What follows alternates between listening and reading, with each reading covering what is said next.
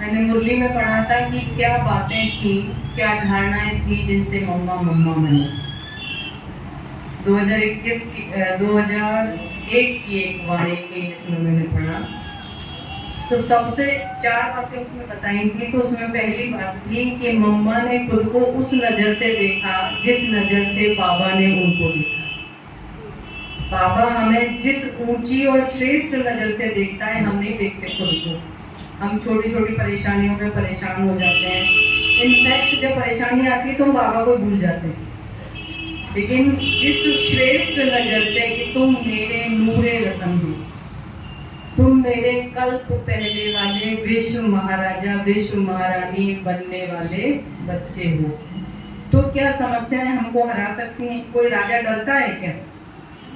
युद्ध के लिए तैयार हो जाता है अगर कोई शत्रु आता है तो, लेकिन वो कभी डरता नहीं, हार नहीं मानता है। हार अगर उसे महसूस भी हो रही होगी तो नहीं मानेगा वो।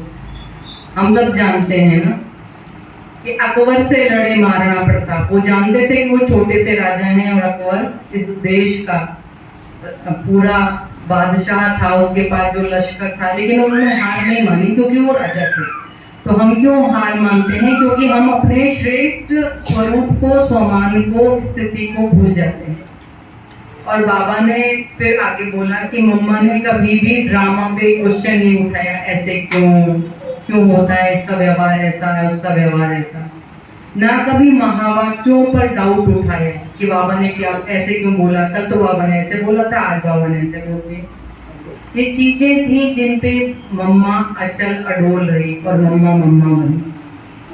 मम्मा की बातें कहो तो जैसे भले बाबा कहता है कि उसके ज्ञान को लिखने के लिए सागर को स्याही बना लो और धरती को कागज बना लो तो भी न लिखी जाए, ऐसे ही मम्मा के पुरुषार्थ की कहानी, इतनी बड़ी उसकी कहानी है, इतनी महीन उसकी कहानी है, उसमें इतनी डिटेल्स हैं कि मम्मा विश्व महारानी बनी।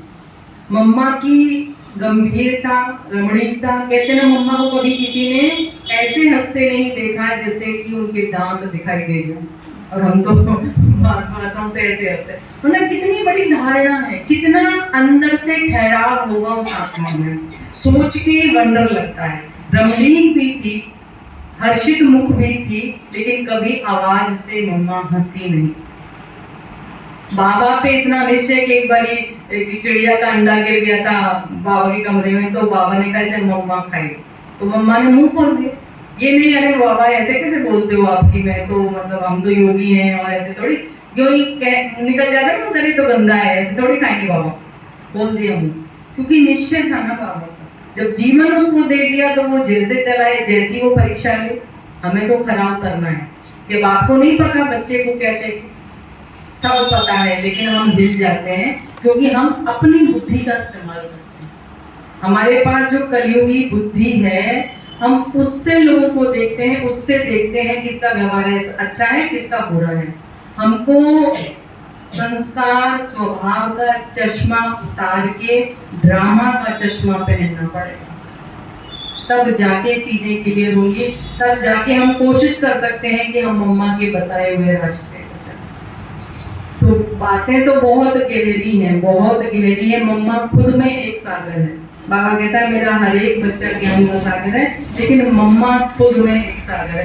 सोचो हम मम्मा की मुरलियां सुनते हैं और किसी की मुरली नहीं सुनते। बाबा के बाद अगर हम किसी की मुरली कहते हैं आज मम्मा की मुरली, तो मम्मा ने उस सागर को सच में हक, भले उस सागर के आगे वो चिड़िया थी लेकिन उसने उसको हक किया, और वो विश्व महारानी। ओम शांति।